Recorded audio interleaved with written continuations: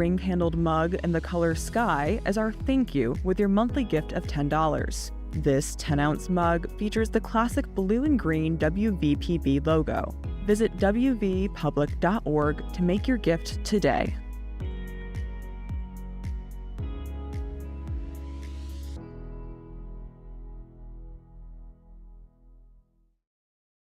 You're watching West Virginia Public Broadcasting.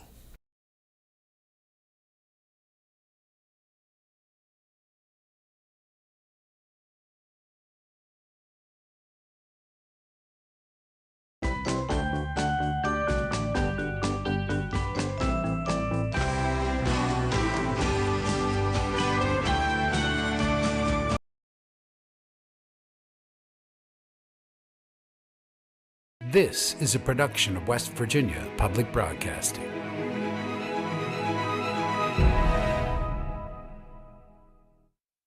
Support for the Legislature Today is provided by West Virginia University, offering education, healthcare, and the opportunity to achieve career success since 1867. Information at wvu.edu. Sonesta Suites in Charleston, an extended stay hotel located near the airport, downtown, and the state capitol. More at sonesta.com. Solar Holler, supporting Appalachian communities and building on West Virginia's history of powering the nation by bringing solar energy and battery backup to homeowners, nonprofits, and businesses throughout the region. More at solarholler.com.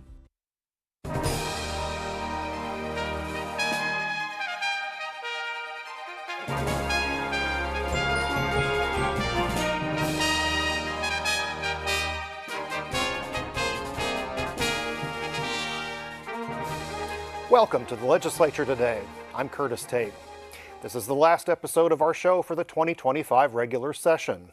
We've been here Monday through Friday since lawmakers first gavelled in. The session ends tomorrow at midnight, and we will be there live following along. It was another long day of legislating in the West Virginia House of Delegates. Jack Walker recaps some of the bills lawmakers discussed as the session wraps up. We're here at the state capitol, where members of the West Virginia House of Delegates just passed Senate Bill 196, otherwise known as Lauren's Law. That bill would raise criminal penalties for drug trafficking offenses. The bill went through several rounds of revision in the House, primarily out of concern that it could adversely affect people experiencing substance use disorder, and not the drug traffickers it purports to target. House Judiciary Chair J.B. Akers, a Republican from Kanawha County, said on the House floor Friday that the revision process resolved those concerns. We have placed that back into the discretion of the circuit court judges that people who are actually street-level users will qualify for probation, home incarceration potentially, or drug court. So we're seeking a balance here. This bill is aimed at high-level dealers, and that's what the language clearly reflects. But Delegate Mike Pushkin, a Democrat from Kanawha County, said he still had concerns over the bill. I know who we're trying to go after here, and I fully support that. You're trying to go after the big fish. I think when you cast such a wide net, you're going to catch some little fish as well. The House passed Senate Bill 196 by a vote of 98-1. It now returns to the Senate for final approval before getting sent to the governor's desk.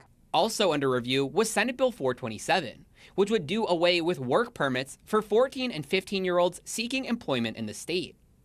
Under current state law, West Virginians become eligible to work at age 14, but they must obtain permits from their school superintendent verifying their age, school enrollment status, and parental approval to work. The bill would eliminate these permits and instead only require teens to obtain a certificate from the Commissioner of Labor's office confirming that they're of age. Last year, members of the West Virginia House of Delegates passed a nearly identical bill, but it never received approval from the state Senate. At the time, proponents of the bill said it could help West Virginia teens bypass an overly onerous step to securing their first job. Meanwhile, opponents of the bill worried it could expose minors to workplace dangers. Senate Bill 427 saw no debate on the House floor Friday, but didn't advance unanimously. It was passed by a vote of 91-9. One no vote came from Delegate Elliott Pritt, a Republican from Fayette County. The rest came from Democrats. For the Legislature Today, I'm Jack Walker at the state capitol. The Senate and House are working together to get bills across the finish line, but first they have to agree with changes that the other chamber made. Brianna Heaney has more.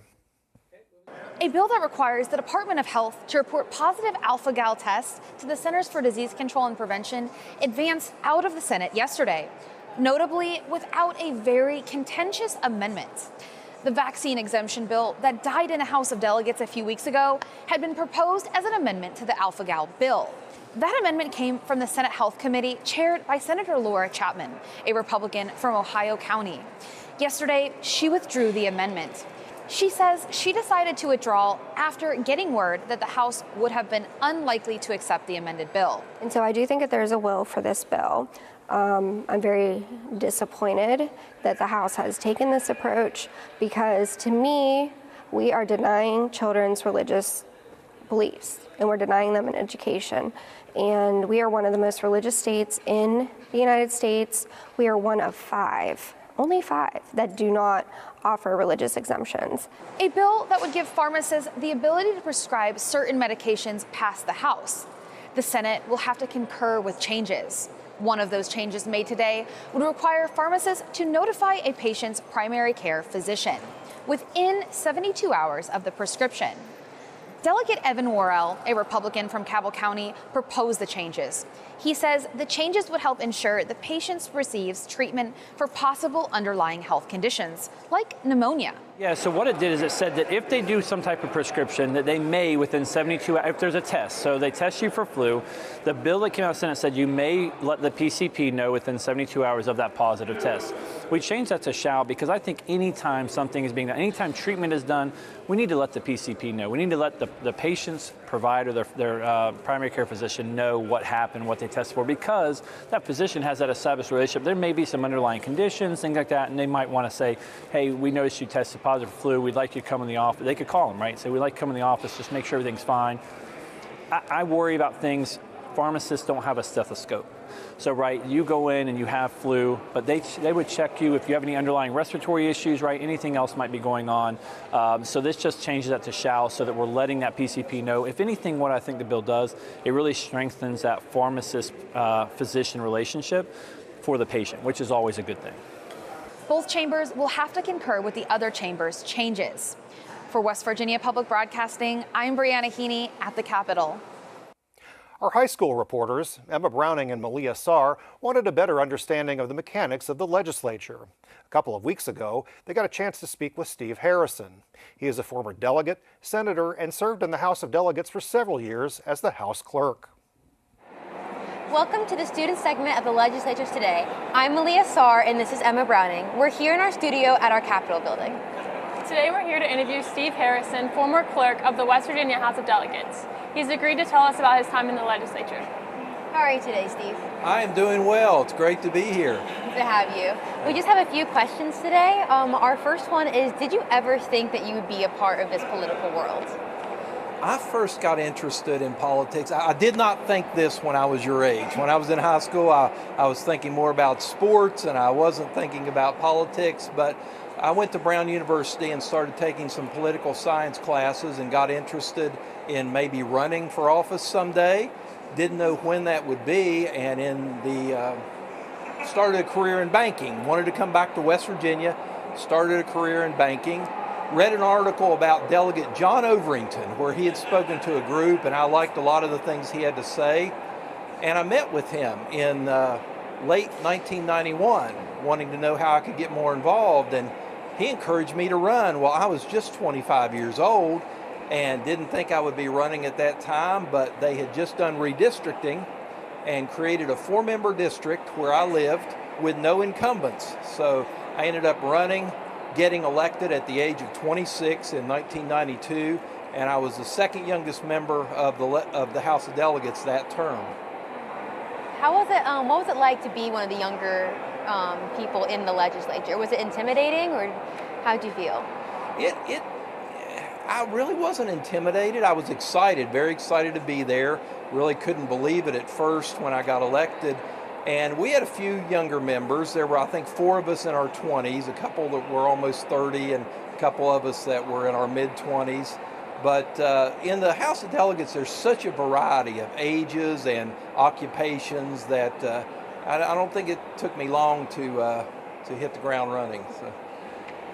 Did you see a change in from like the legislature back then up to now? Like, how have you seen West Virginia's legislature kind of had a switch or anything like that? A tremendous change.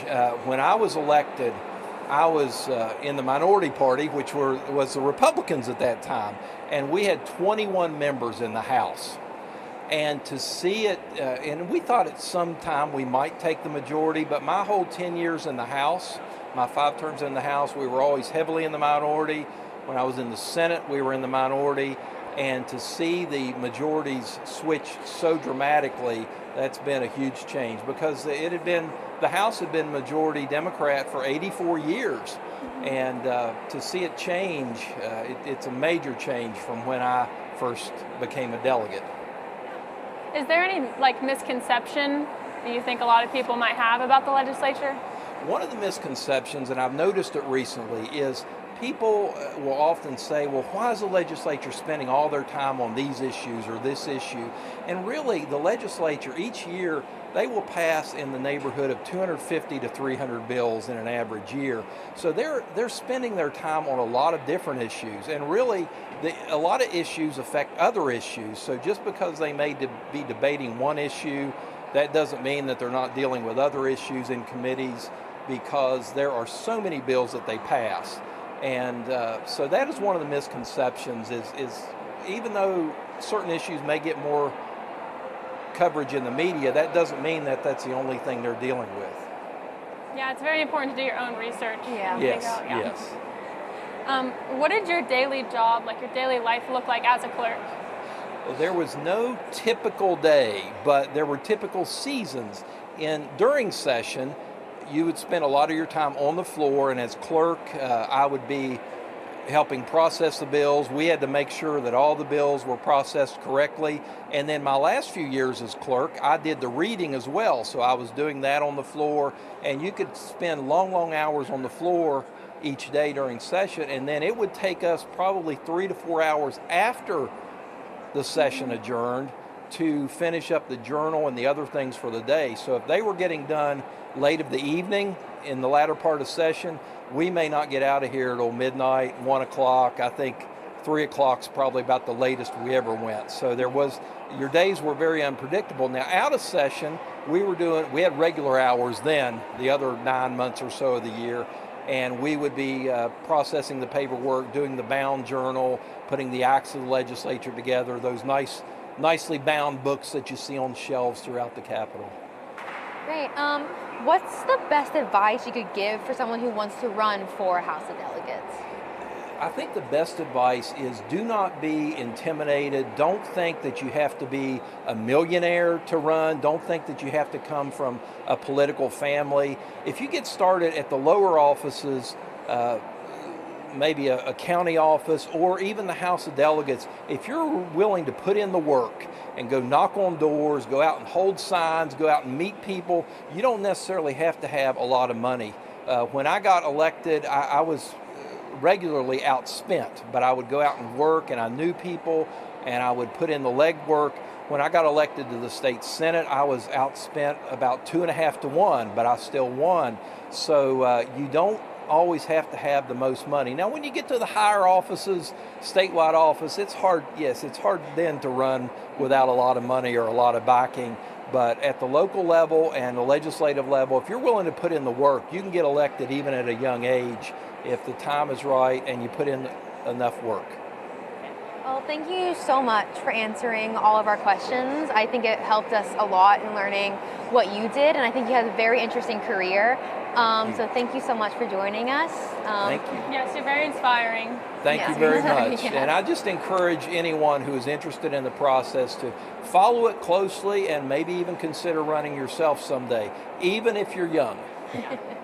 Thank you so much. That was our interview with Steve Harrison. I'm Malia Sarr, and I'm Emma Browning. Thank you so much. For our final show, we asked our reporters to discuss some of the big bills they followed throughout the session and what they're keeping an eye on in the final hours. I joined Emily Rice and Jack Walker in our studio for that discussion. Jack, Emily, just one more day to go. We've almost made it. So Jack, you've been following the Hope Scholarship, and I know that that's a subject of great interest to a lot of people. Could you just explain a little bit about what the Hope Scholarship is and how much it costs? Right. So to backtrack a little bit, so this week a lot of discussions are centered around the state budget. It's something that often comes up late in the session, and the state's just determining how much money it's allocating towards its various programs. And obviously a portion of that will go toward the Hope Scholarship, like you mentioned. So this is a program that was launched in 2021, began awarding funds in 2023, and essentially it covers educational costs that fall outside of the state's public school system.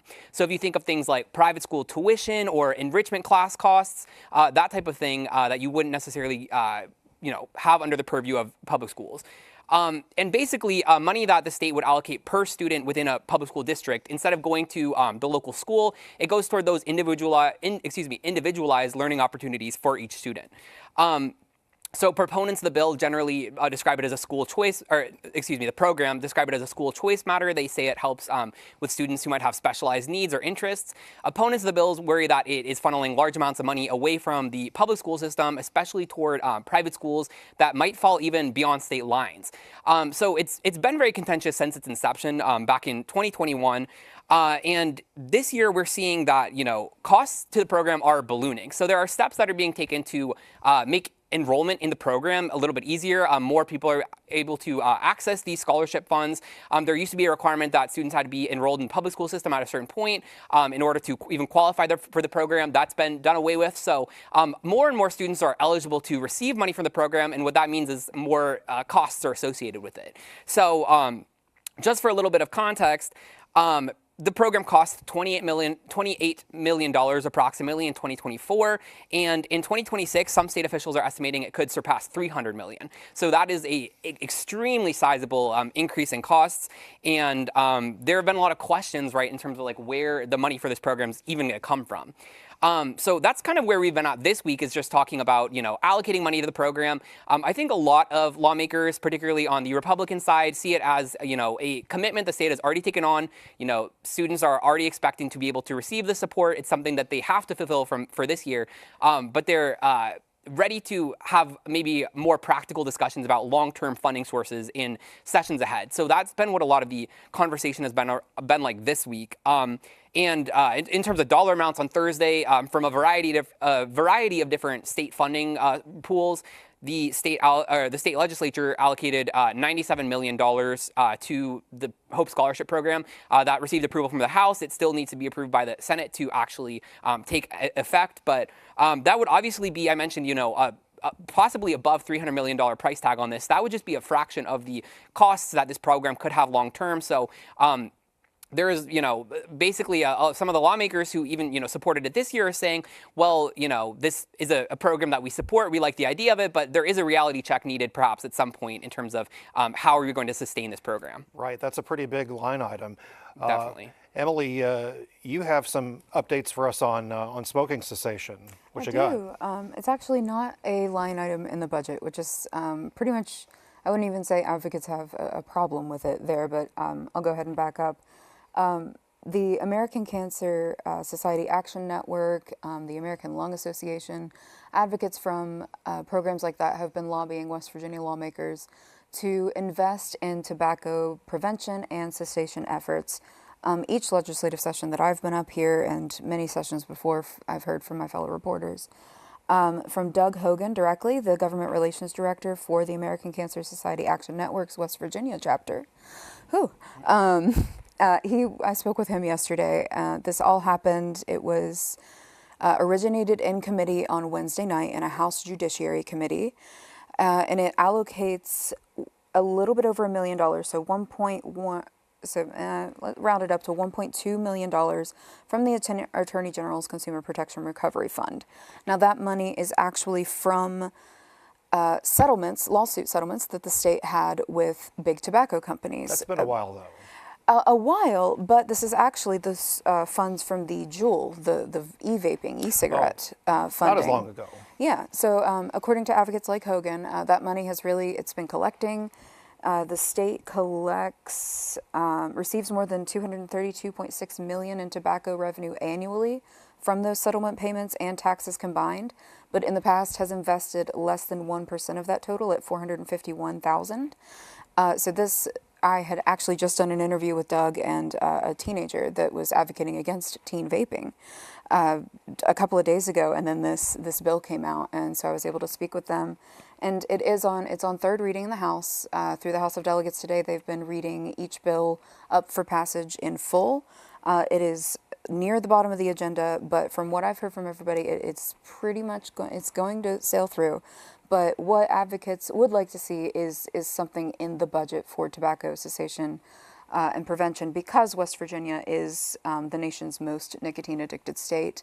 I believe the numbers I saw yesterday were 28% of our teenagers use form of, and it's not really cigarettes, especially to the teenager I spoke with. I cannot remember her last name at the moment, but vaping is very popular among them. Exactly. She spoke to me about seeing her friends, go down that path. So again, advocates like this have just been asking for funding for something like this, which is what they've created, is a tobacco education program under the Department of Health. Well, I guess I'll continue with the bill that I've been following for a couple of weeks now, House Bill 2014, which is the microgrid bill, a big priority for Governor Patrick Morrisey. He wants to use this legislation to bring more microgrids to the state.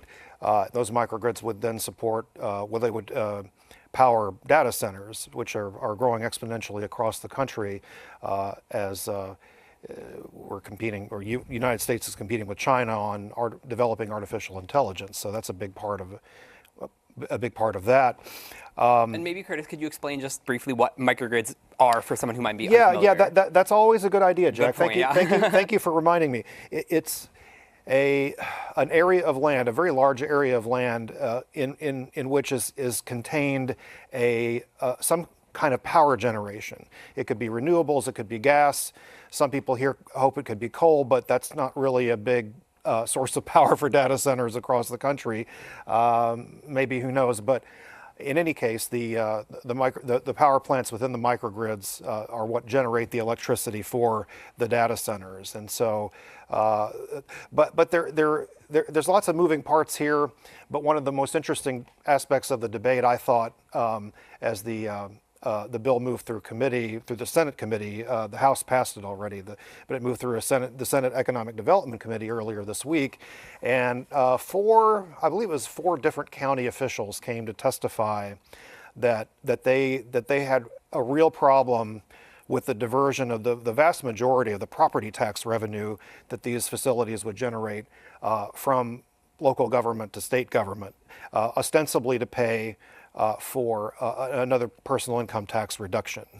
About 55% of it is earmarked for that. So I guess responding to the concerns of the county officials, the Economic Development Committee did agree to carve out 30% of those property tax revenues to be for those counties, except that ordinarily they would count on quite a bit more of the property tax revenue than just 30%. They rely on it to balance their budgets. They use it to pay for services. They use it to pay for schools. So I mean, I can imagine that it still may be a little bit troubling to them that they stand to lose so much property tax revenue from this. And I know some of those came from, the Eastern Panhandle where I report on. Yeah, it's an that's area right. of particular interest. And I feel like, something we were hearing even before this was also just concerns about maybe the fact that these sort of self-sufficient energy supplies might not necessarily be on the same energy system as, the rest of the county. So you mentioned obviously property taxes, but also just in terms of electricity rates and how it could affect ratepayers. Is that something that's you've heard more debate about? I'm glad you brought that up because the bill, I think, intends to shield most electricity customers from having to pay the costs of powering these facilities. Although the utilities, the Mon Power, Appalachian Power, Potomac Edison, they've expressed some interest, at least, in being part of this and in supporting these facilities. I'm sure they still can. It's just that these particular facilities are self-contained. The generation is what they call co-located because it's inside the boundary of the site. But again, a lot of land, a lot of water. Microgrids were one of the governor's What's bills. Microgrids were one of the governor's darling bills. Yes. Is that correct? Yes. That's right. And it's moving through. Is that what I heard you It seems say? to be, but the Senate will have to pass it probably sometime today. Okay. One of the other, I just wanted to mention really quick at the end, one of the other governor's darling bills, I guess you would say, would be vaccine legislation exemptions. Right. For school entry, there was a lot of committee finagling, a lot of politics going on, but Senator Laura Chapman did end up pulling back, withdrew her committee amendment that would have incorporated back-end exemptions, but she did make promises that she would bring this back, that there are more parents like her, and she claimed that Big Pharma and Big Medicine were the ones who essentially killed that legislation. All right, well, we'll have to catch up on all this tomorrow on Final Hours. Absolutely. Thank you both. Absolutely. Thank you, Curtis. That's it for the Legislature Today for the 2025 regular session. Thank you for following along with us. Tomorrow, we will broadcast the final hours of the legislature from 8 p.m. until midnight. Join us to see how things wrap up. You can watch the final hours on both our television channels or streaming on our YouTube channel. I'm Curtis Tate. Good evening, and for the final time, see you again here tomorrow.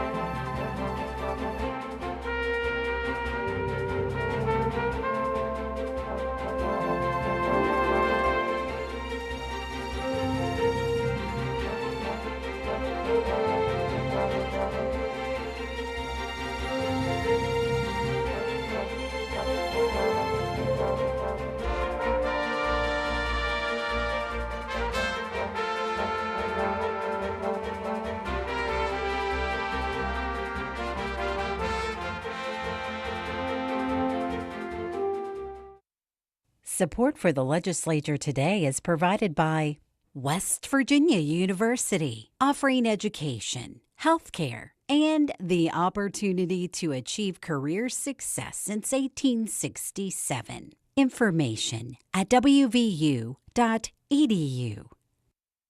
Sonesta Suites in Charleston, an extended stay hotel located near the airport, downtown, and the state capitol. More at sonesta.com.